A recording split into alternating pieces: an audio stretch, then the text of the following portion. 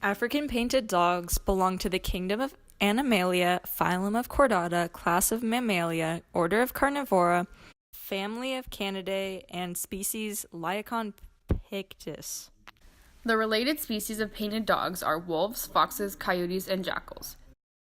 Their associated species are lions, giraffes, and African elephants, which also share their habitat. The African wild dogs are some pretty cool pups.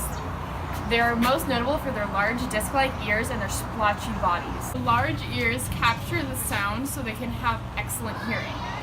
The splotchy bodies also help them blend into their surroundings because it disguises them. Additionally, each dog has a separate body color makeup, just like birthmarks. African wild dogs are known for their long hunts, which need lots of endurance to keep them going. And that's why they have the structural adaptation of long legs. Their long legs help them to run over many miles. Additionally, the end of African painted dogs' tails is white, though their bodies are mottled brown, black, and yellow colors. This white tip is thought to be an adaptation to help the dogs identify each other when they're on a hunt. For behavioral adaptations, they hunt in a pack in order to get the larger prey that they hunt down, such as like wildebeest, and they also avoid areas of high lion concentration, and this is because lions have the ability to eat the African painted dog, and they compete for resources such as territory, and so it kind of restricts their fundamental niche into a realized niche. Additionally, they have developed a system of voting, and so they will vote by sneezing, and alpha males will have more power than the others, and also only the alphas will breed, and so that creates a system of conscious trait selection. They will also share food and help weak or ill members. The autotrophs in the painted dog's food web is grass, and that grass is eaten by insects, wildebeest, African rodents, and gazelles. In turn, the insects are eaten by lizards and mongoose. The mongoose also eat the African rats, and the wild dogs eat wildebeest, gazelles, mongoose, and some lizards to supplement their diet.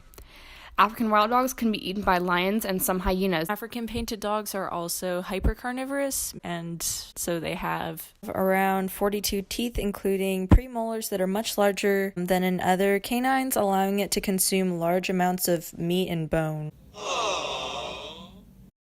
There is no particular breeding season for the African wild dog, although mating can increase through the latter part of the rainy season around March and June.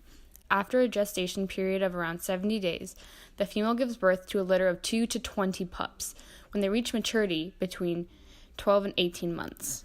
The African painted dog is found in sub-Saharan Africa and are primarily found in the savanna, but unfortunately because of habitat loss, fragmentation, it disappeared from 29 of the 35 countries originally found in. African painted dogs can also contract diseases from domestic dogs, especially in areas that have a high human population. They have a large ecological impact on their environment. Because wild dogs are predators, they keep the prey in check. And in turn, those prey populations keep the vegetation population in check. So without wild dogs, the vegetation could go crazy. Wow! Oh, sorry, I shouldn't text and drive. It could kill me, like the African wild dogs. They're listed as endangered, and there's only 3,000 to 5,000 left in the wild.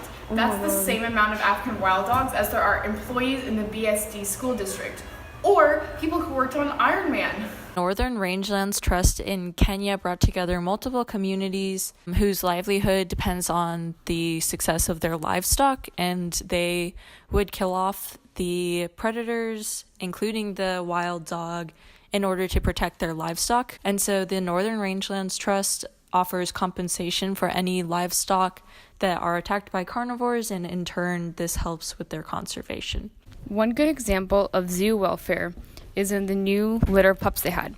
In mid-November, they had a litter of 12 pups, and according to the Species Survival Plan of the American Association of Zoos and Aquarium, the staff did not intervene with the pups' first 8 weeks of their life.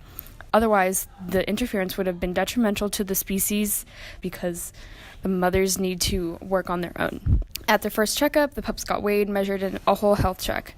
And one key part is that they spread pup smell on the dogs after the checkup so that they would be accepted easily back into their pack and they didn't smell like a sterile lab. Also, for conservation, the zoo partners with programs in Kenya that track dogs' movements and have guards on animal reservations to keep poachers out. They also bring sixth graders in around Kenya to explore nature and get attached to the animals they see in the wild to hopefully help ecology and conservation in the future.